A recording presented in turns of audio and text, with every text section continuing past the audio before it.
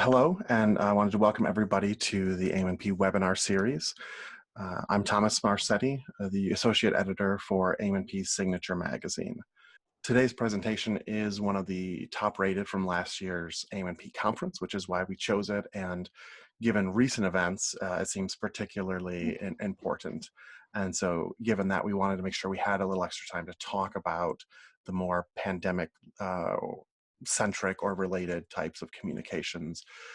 So we're going to kind of try to move through the presentation a little bit faster, I think Amy was talking about, so we have a little bit more time for the more some more timely questions at the end. So with that, we are, as you can see from the slide, we're going to be talking about PR nightmares, crisis communications. And to guide us through that today is Amy Nyberger Miller, the founder of Stepping Stone LLC. Amy, the floor is yours. Great, thank you. Welcome everyone, glad to be here. I'm hoping my family respects my constant reminders that they're not to interrupt during this, so we'll see. Hopefully we'll make it through without any challenges. So last summer I did this presentation at AM&P's conference, and so we're gonna just dive right into it here. So we're going to talk today a little bit about what is a PR crisis, how do you anticipate problems. I think certainly none of us would have anticipated the COVID-19 pandemic and the crisis that would unleash on virtually everyone. But I think we can talk a bit about how to plan for crisis in micro, and also what are the things to have in place to help you for the future.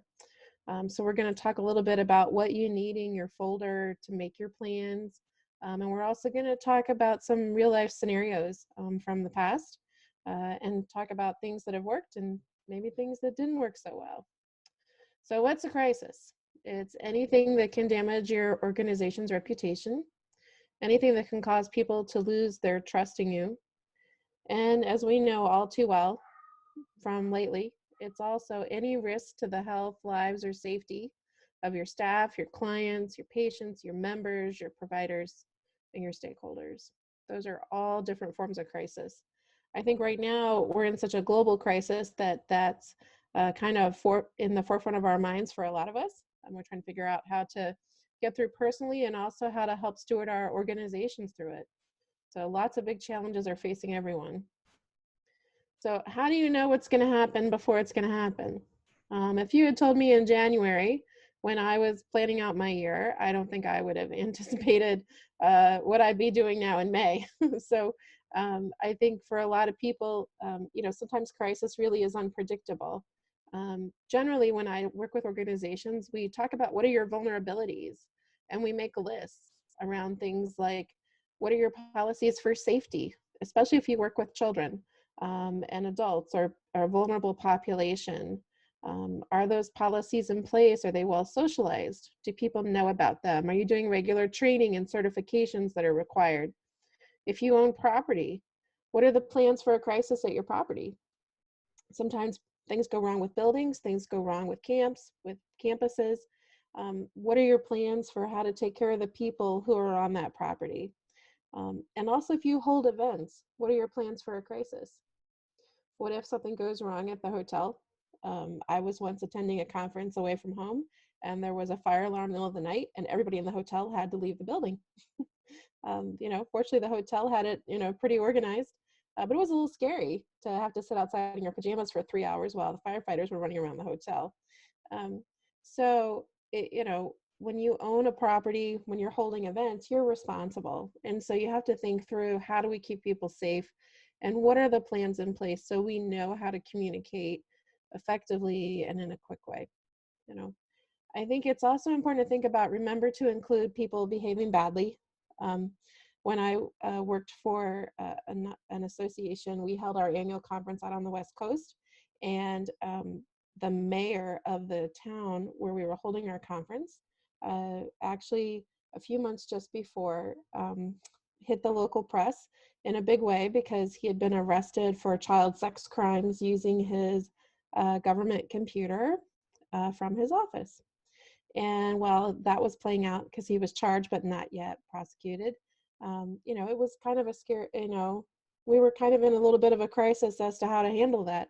He was supposed to address our members when they arrived for our association's conference. Um, and we had to basically, spell a few things out to him. And the local press, of course, wanted to know how we were going to handle it. And of course, there was no good place to say or talk about it, because that was a really, difficult thing to have to say, we're not going to invite this person and we don't want them there, even though they're still technically your official head of government. So, things like that can happen and you can predict it, people behaving badly, you know, that's just always really kind of tough. Um, so what kinds of things can you do ahead? I always recommend people have good Google alerts. Make sure your alerts are comprehensive and think through what could be, helpful to you. It's also really important to be super organized internally. You have to have a clear chain of command, and smaller is better than big. And the people who aren't necessarily involved in all the decisions have to respect the decisions that are made. You should be reviewing your crisis plans and figuring out your staffing for your different scenarios. When I worked for a youth organization, I used to keep a folder for crisis planning right next to my desk. This was when we still did a lot of stuff on paper, by the way. But we had, in there a list of scenarios. And then we also had on my computer a set of emergency press releases, because we ran large programs for children. And, some of our crisis scenarios included things that were, serious, related to the health and safety of children at our programs and at our facilities, as well as our staff, to make sure that, we had a way to respond. And one time when I pulled it out, we had a scenario going on that I hadn't anticipated. There was a wildfire encroaching on one of the camps and we had to evacuate. So, fortunately, it wasn't too bad.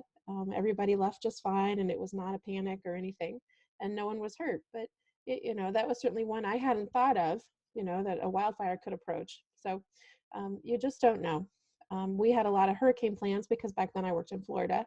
And so, of course, hurricanes were part of our lives. And, you always had to have a plan for a hurricane around, because that was just the reality of our lives and where we lived. So I think it's a good idea to review your plan at least once a year. I think with COVID-19, a lot of us are going to be revisiting our plans maybe even more frequently. There's a degree of, things are still kind of loose and in play a bit right now. And so some things are still in flux. At the same time, we need to all be shoring up how we communicate with each other, and streamline our approval processes. So how do you stay calm when you have a crisis? First, you always confirm your facts. You always kind of double check on things, make sure it's true, and then you start following your chain of command. You loop in your media people right away, your spokespeople, make sure they know what's going on. Do a summary statement. You can share the information you do know once you know it, but you can do it in a way that communicates calm. You have to loop in your key stakeholders. I always think it's really helpful that whoever's working the phone should be really calm. They should be taking names, taking numbers, ensuring people that they will be called back, and actually those people must be called back. Make sure that there's, everybody is prepared to handle this. So like, for example, if you work for an organization that has customer service lines, you have office lines, something happens and like your phone lines go crazy, the people answering those phones it's critical that they are calm, together, taking great notes, and that they're reassuring people, and also that they not give out false information.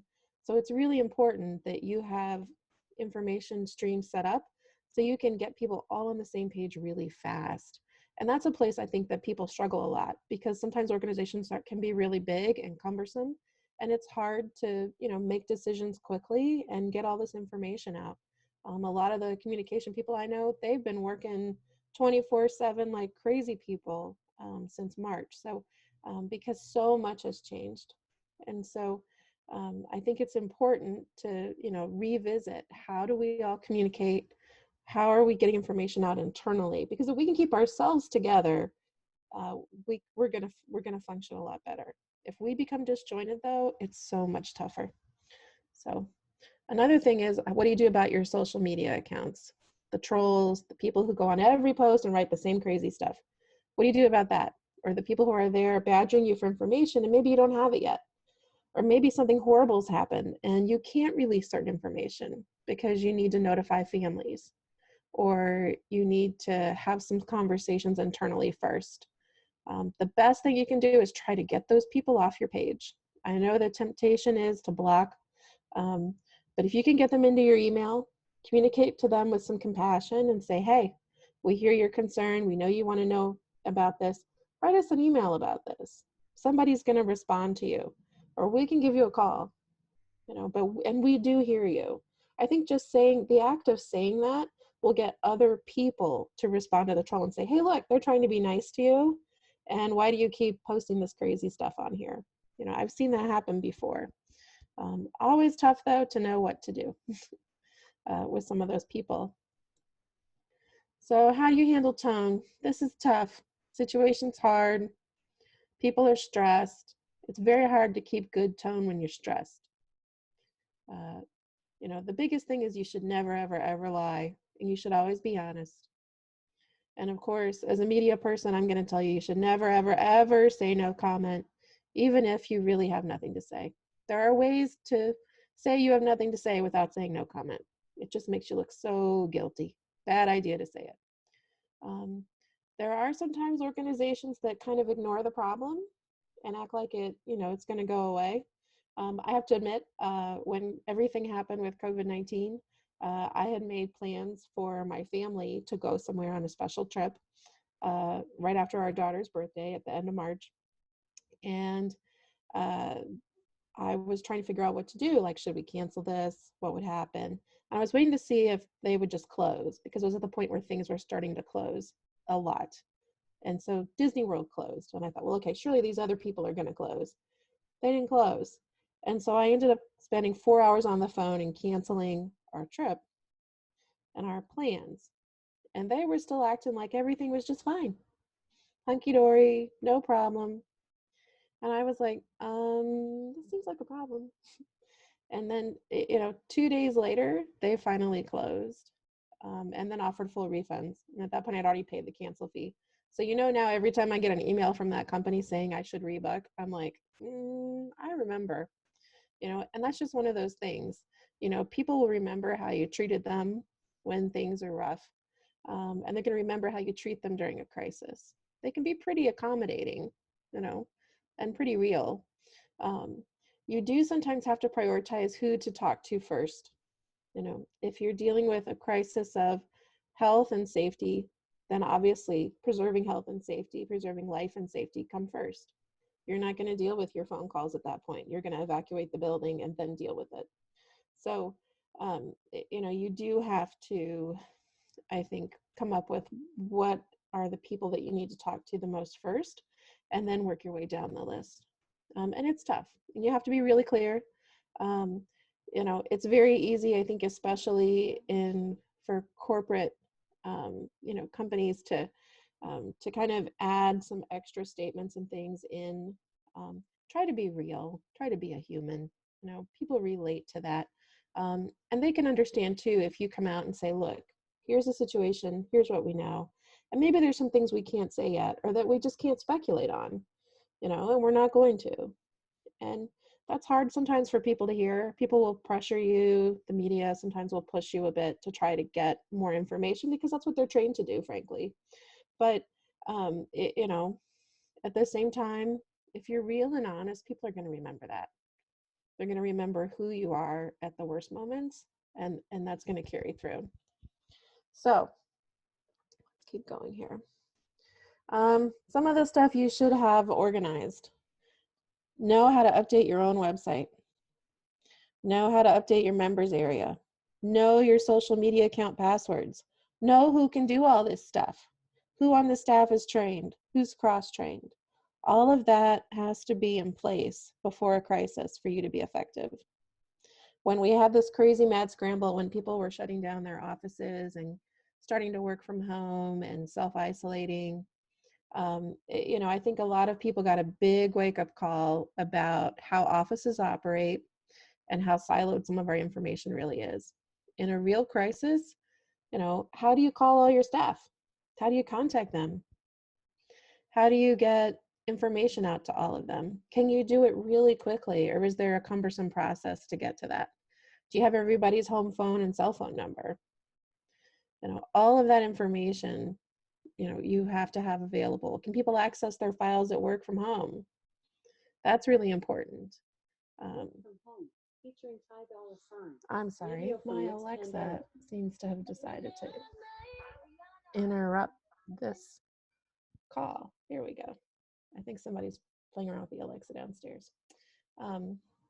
One thing you also need to know in normal times is, and even now too, if people are taking some breaks, is what's your staff vacation schedule like? Is this the week that the 3 people who all know how to update the blog on your website are out?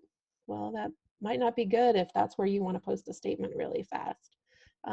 Also, your media people, many of them use a media distribution system or have a custom press list. Somebody has to know how to access all of that. That's not always easy. So I have a couple of case studies.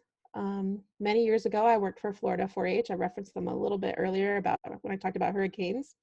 And we faced a serious funding threat. It was an internal threat. We were threatened with a budget cut within the university that we were part of. And it was serious. And even though our funding, only some of our funding came from the university, we were facing the loss of a pretty sizable chunk of our state budget. We could still survive, with some of our private money, but we needed some of that. And so we actually responded through the media. We appealed to our alumni base, which was large. We had hundreds of children writing letters in crayons to the governor of Florida, asking him to save our facilities when the state budget went through, which was where the cut would take place. And we were successful. And it was a tough fight. It was a very long fight. And I honestly wondered sometimes if we were going to make it or not. And I'm proud of that, because we kept those facilities open for several more years. And that was a rough time. Like, nobody knew what was going to happen. And it was our own university trying to shut down part of our program. This is another case study that was out in the news a bit. There's a lot of text here, but basically this was an event that happened at the Society for American Archaeology's annual meeting last year. They had a Me Too crisis. There was a professor who attended who had sexually harassed several women, and he had already been banned from his home university's campus in Alaska. There were lots of Title IX complaints filed. I mean, it was very ugly, but he was still coming to the annual conference. And they had a bit of an ugly social media meltdown. The society actually deleted tweets from its own account, and it began blocking its own members. Thousands of their members got very upset. They signed statements asking the society to apologize, to refund conference fees for some of the people who attended who, didn't feel they could fully participate because this person was there. It really created a lot of trouble for the association over really one person. And so, basically their members, said, look, we don't think you're handling this in an honest and transparent and appropriate way. And it didn't help when it appeared the association was attacking some of the members, blocking some of the members, and even, going after the university that this person was from, that the professor was from. So, admittedly, there's always a lot of concerns about due process when you have sexual harassment cases. But this would be an example of not having a very clear or coherent response, and kind of hurting yourself in the response process, where, there were some other things that could have been done here. They could have just told him, hey, you can't come to the conference. They could have, responded a lot better to people who were concerned if they decided to allow him there. And, instead, it kind of turned into this big kerfuffle that ended up in Inside Higher Ed, which is how I found out about it. It would have, probably been a lot better for them if it had not melted down this way. Then another case study I took a look at was from the American Diabetes Association. They actually had a situation where they didn't want people to tweet out photos from any of the scientific sessions at their annual conference in 2017. And so people got very upset because they felt like this was, infringing on their, ability to talk about the conference and talk about the research. And, so they were, tweeting out, some things, media blackout and things like that. Photos still got out anyway, even though they had, pushed for that. And so as a result, they actually changed their process. They now leave it up to presenters. So if the presenters want to, allow people to take photos of their slides at their conferences and share them, they can. And so that seems to have worked a lot better for them. And it didn't seem to be quite as big a deal as what happened to the American Society of Archaeology. There are some crisis communication toolkits that I listed here. These are good reference points, and we're happy to email the presentation to everybody after.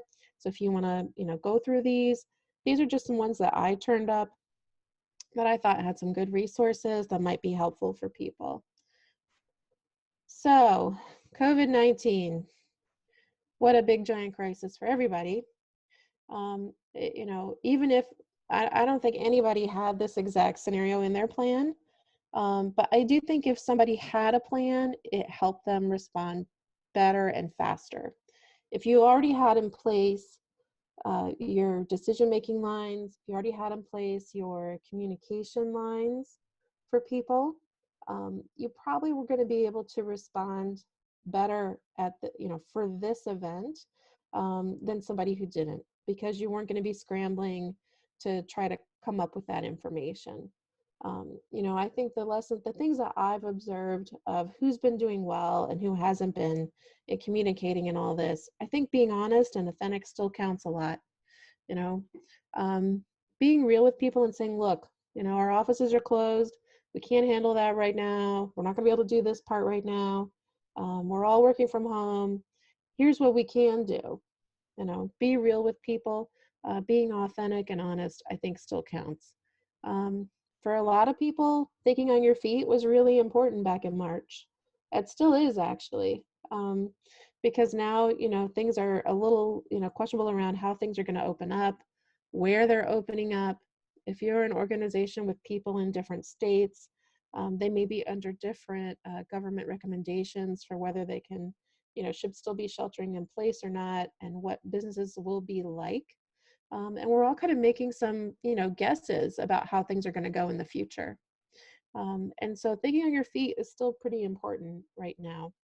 Um, if I could predict what's going to happen, I think a lot of people will still be staying at home, even as some things start to open up, and that we're going to have to think about the world in a new way. I think our virtual spaces are going to become more important to us. I think our homes are going to become more important to us because those are our safe places, and that we're all going to have to think about new ways to have and build community, because it may not be the same as it was before. I think that the people who did well, okay, who moved quickly, uh, have done well around fast decision making. They had clear decision streams. They're able to put out information quickly. Those are the people who I think have done well. But if you struggled, I had one client who was struggling just with getting everybody to work from home and how that would work after they had to, close their offices.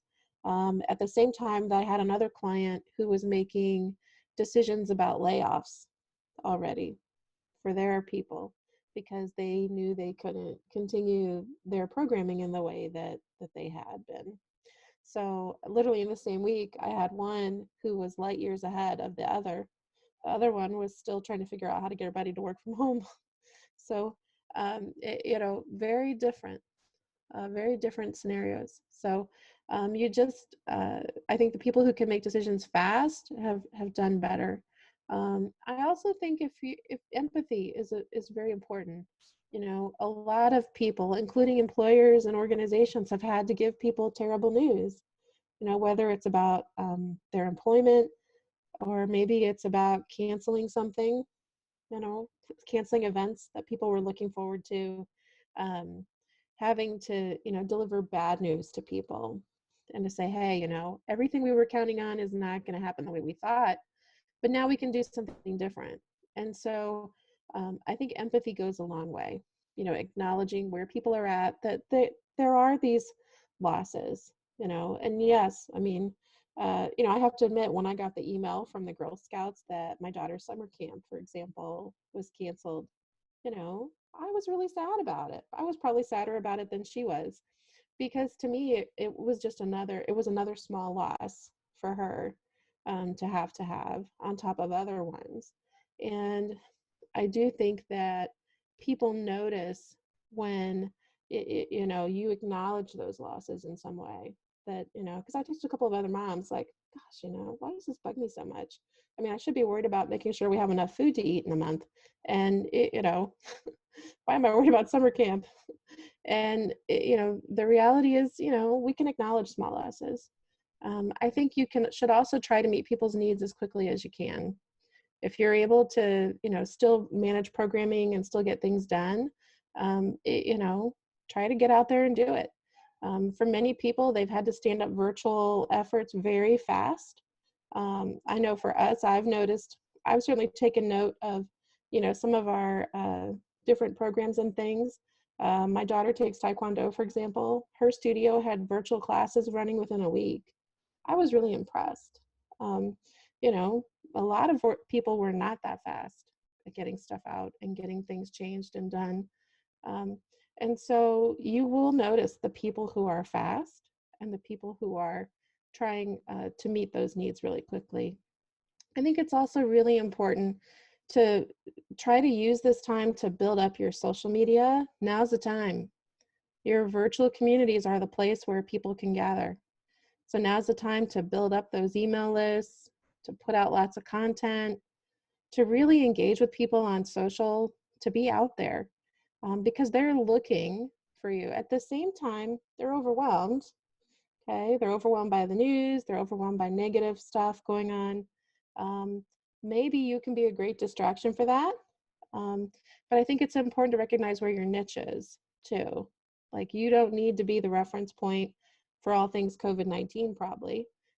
But maybe you can be the great reference point that helps them figure out, okay, hey, you're working from home. We've made all our webinars free so that you can come in and, do a lot of training and improve, your capacity right now. Look for things that you can do that help people where they're at, and they're going to remember you for it in really big ways.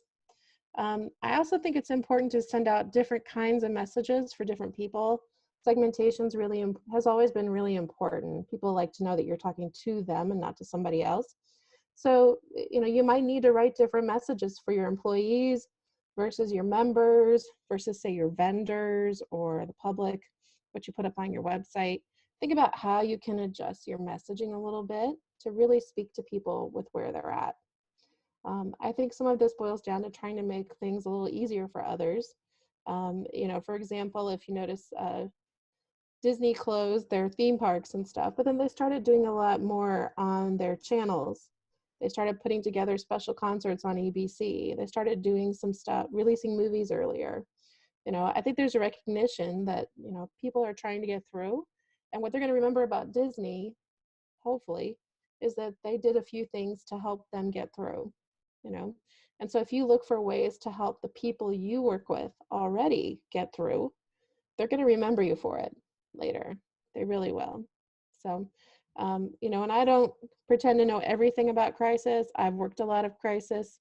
I assisted with the National Center for Missing and Exploited Children after Hurricane Katrina, and was part of one of the largest child recovery efforts in U.S. history, where we were rematching up all those children, working it from a press side. And so I've worked a lot of different kinds of crisis, and I've certainly never seen one quite like the one we're in right now. So I think it's important, though, to be gentle with ourselves, take care of ourselves.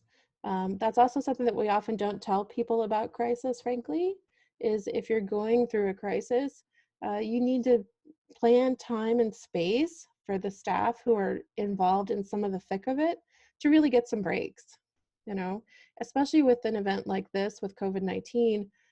Many of people may be working really long hours. They're juggling a lot more stress just because of the situation everyone's in. People are working from home. They're trying to handle family obligations and responsibilities as well as their jobs.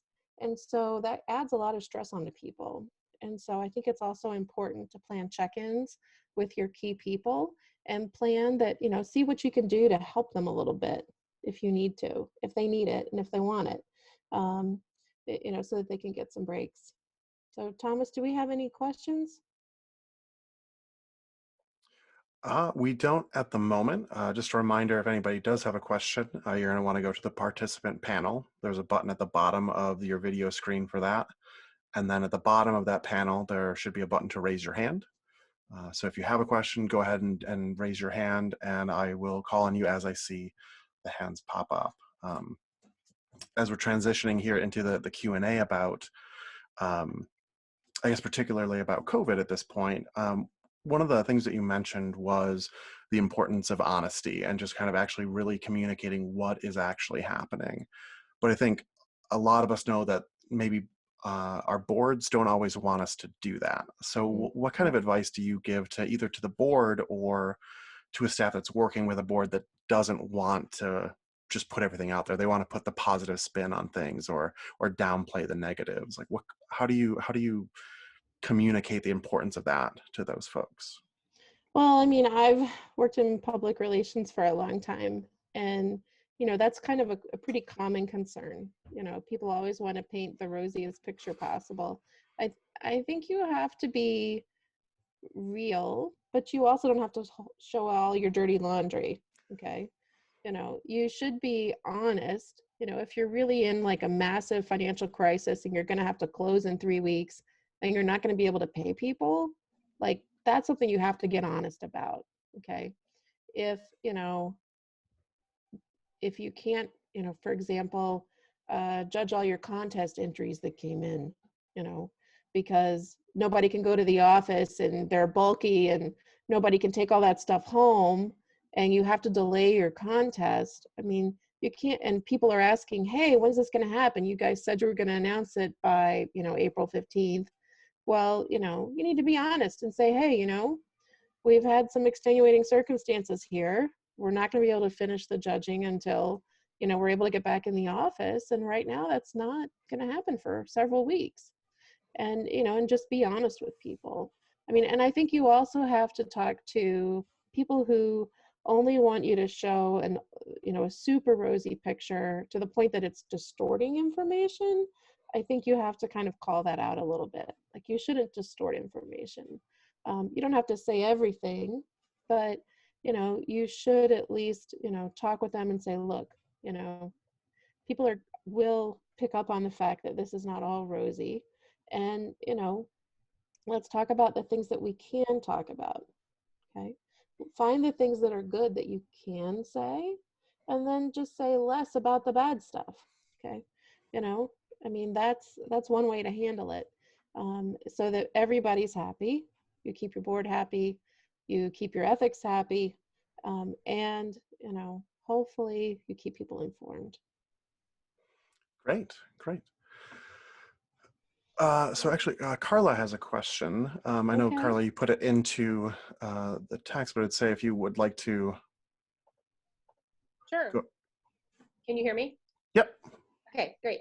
Yeah, you talked several times about the importance of being quick in your decision making. And in something like COVID, where things are changing, you know, daily, or if not even more frequently, what happens how do you handle it if you make a decision and you realize that it was the wrong decision? You know, maybe you put out some misinformation, or you made a decision to handle something a certain way and it didn't resonate well with your members, and now you're in a position of having to kind of walk it back.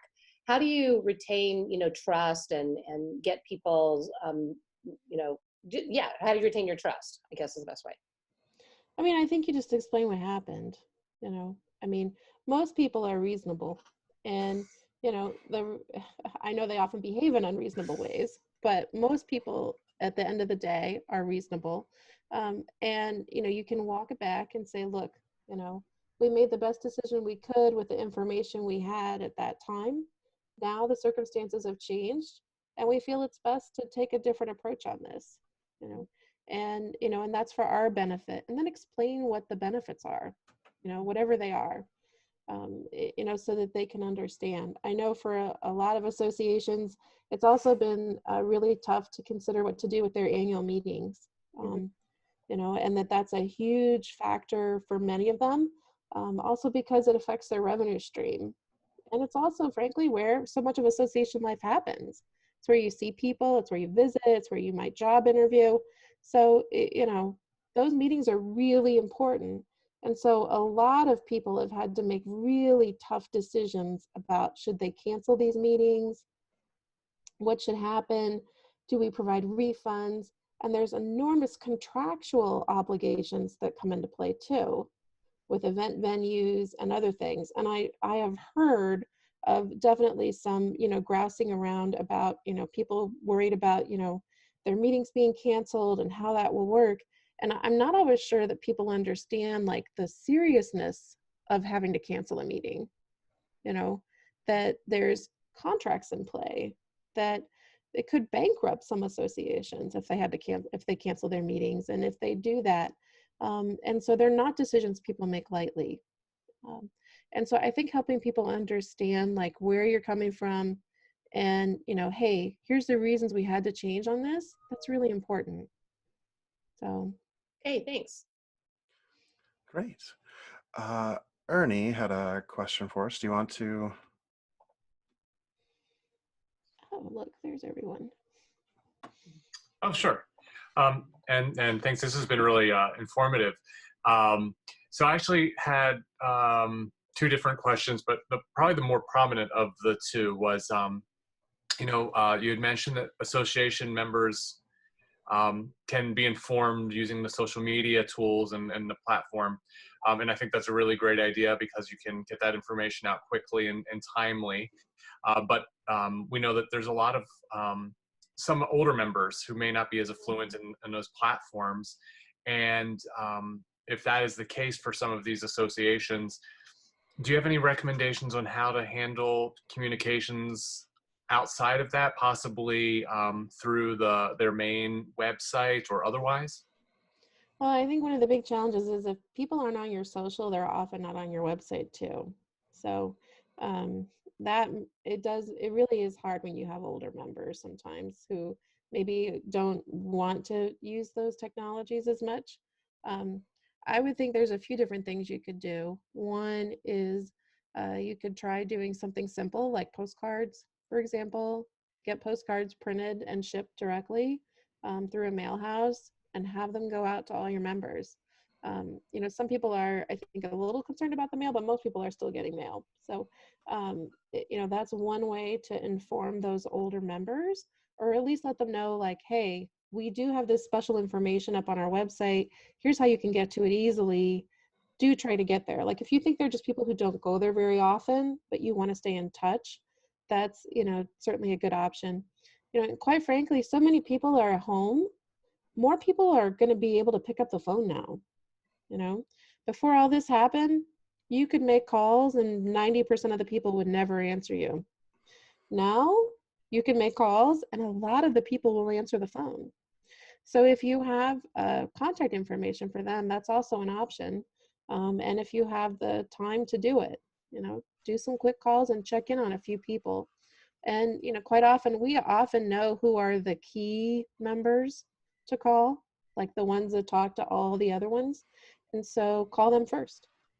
It can be a little, they will spread the information. So there are some ways to do that. If they're not paying attention to social and you're not sure they'll go to your website. Oh, that's great. Excellent. Ernie, you had another question too in the chat. Do you want to? Yeah. It's just kind of segues from the social media platforms, and unfortunately, you've got all kinds of people who are on those social media channels with maybe unpleasant things to say, or being very disruptive. They're called them trolls. Would you ever recommend actually trying to have the platform remove any of these people who just won't take a hint and respect that you're trying to have positive communications to your followers? Well, I mean, you can always report and block. I mean, that's always an option. Yeah. If you're dealing with trolls. And you can also, you should be working on an organizational page or within groups that you control access to. So if it's happening in like a private Facebook group for your members, you can kick them out. Yeah. If they're really that bad. I mean, most people, if you talk to them once or twice, they stop. But if they don't and they're persistent, kick them out. Okay, that's the end. And on your page, you can also block them. So, I'm generally reluctant to engage in blocking on pages. I just feel like it can come across as very much like I'm a sledgehammer and, you're a worm. So, but, the reality is if somebody's truly a problem, and is a persistent problem, not just like somebody who's cantankerous and just kind of has an odd way of looking at the world. Okay. We're talking about somebody who's like just malicious and constant. Block them. Life is too short. Great point. How would you go about communicating that to the rest of the group after you have blocked this person or removed them from the group? It depends on how public it is. Like if they provoke like an argument with like 1,000 people or something commenting, or even 50, maybe you could post a comment there like, hey, everybody, just so you know, this person's not gonna be bothering us anymore. Generally, I mean, I think that, the less attention you draw to people like that, the better. This is also a good reminder too, to have some page guidelines up at the top, where you have kind of that little section where you go, hey, if you're on our page, here's the stuff that we expect, and more people are doing that for their private groups and for their public pages, where they're posting kind of their own terms of use, so to speak, and it basically says, hey, you have to behave in a courteous way, and, and if you don't, then we can boot you. So, and hopefully the person you're booting's not like, a super important person in your association or something. So Hopefully. yeah. Well, I mean, it is really tough though sometimes. I mean, because I think so often, there are people who are, kind of known within an association as they have a certain way of viewing things and certain ideas, and they always want to say them. And even if they've been talked to a lot, they're going to keep saying them over and over. And to some extent, that's, the reality is they probably would behave that way at your conference too. I mean, a troll though, who's truly malicious and vicious, you should block. Well, so then how would you recommend you have that person who is, as you said, cantankerous often, but not to a point where you feel like they need to be removed, but to a point where they're clearly a disruption? What kind of, like, how do you start the conversation of like asking them to tone it down, I guess? Like the member who's on your page all day now because they have nothing else to do. Yeah. How do you deal with them? I would try to have a private, it's not the place to do it in public. Right. Okay, it has to be private. And you don't want it to happen out on the page. You don't even really want it to happen in email because they'll screenshot it and post it for everybody. So no computer, okay? The way to handle this is find somebody they trust and have that person call them. Call them on the phone. And, have a talk and say, hey, look, we're trying to do certain things out on our page. We're trying to really, help our members get through this horrible crisis that everybody's going through. We're trying to share some resources to help people. And it doesn't help that you keep bringing up over and over that, there was one thing wrong, 5 months ago with something. I mean, it doesn't help. And so maybe, we all know that we've tried to fix it for you. Maybe could you lay off a little bit, And a lot of people like will be surprised that they might get called out about their online behavior through the phone. Okay, because some people kind of live in like this world where they have kind of one personality online and kind of a slightly different one, and they don't always realize that they connect. Mm-hmm. That's great. That's great advice. See if there's any other questions. Thinking specifically about the pandemic and COVID and the responses to that, are there any examples of that you've seen of associations, or I guess of any organization in general, that has done a really outstanding job in the way they've communicated throughout this particular crisis? I'm trying to think who's been doing really well. I would say Girl Scouts has been doing really well locally. Yeah, our local council, they got things up pretty quickly in terms of, being able to communicate with, basic ordinary old members like us, quite frankly. Uh, and, we're able to get things moving fairly well, And they also, I think, they did announce the summer camp closure, which, I had some feelings about. But at the same time, I'm kind of glad that they gave us a lot of notice so that we weren't left wondering too, you know? And they send us pretty regular emails. So I think they've done a good job. So, and they even raised a bunch of money yesterday for Giving Tuesday. So, Excellent. that's a good thing too. Yeah. So, yeah. You had also mentioned when we had been talking earlier, you mentioned I think it was a group in San Francisco that was working with the homeless that was doing some, can you talk about that a little bit? Sure. I do some work with a nonprofit organization in San Francisco that works with homeless veterans. And so they actually operate supportive housing for more than 450 veterans. And so this has really affected their operations in truly dramatic ways. So like you would always picture kind of somebody at say a homeless shelter, they have communal meals, they're all sitting around a table, maybe they're going to support groups, so they're all together trying to work on different things. And like all of that is gone. They can't offer any of that now.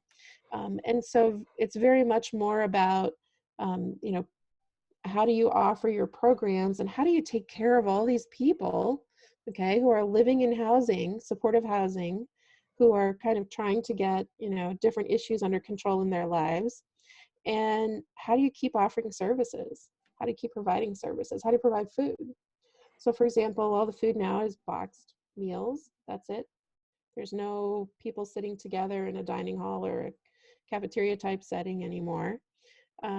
Their staff, when they go out and walk the streets and meet people who are homeless, who are literally without shelter at a time when no one should be without shelter, how do they have a conversation with them that's safe for the staff and safe for the person who's living on the street? How do you do that? So like the staff need to have enough masks and gloves with them that they can say, hey, I'm from this group. We're out here talking to homeless veterans to see, what we can do to help. I'd like to talk to you, but, we have to stay apart. And here's a mask and some gloves. They had a situation with a veteran a couple of weeks ago where the jails were getting emptied out a bit to try to minimize COVID exposure. And the veteran was basically, let out of jail, but he had nowhere to go. He had no home, no apartment, no family, no support of any kind. He basically was on the street. And so he eventually got referred to this group, and they were able to meet with him and help him get into some supportive housing. And he's now participating in some of these programs to try to get his life back on track. But I mean, it's a lot tougher to do some of these things now too. Normally it takes a lot, to help someone who is homeless and to start accessing services and to get them into shelter. But in a situation that we're in now, it probably takes about 4 times longer to get through all the paperwork and to get through, all the approvals and different things, and to connect them with the resources they need, so that all this can happen.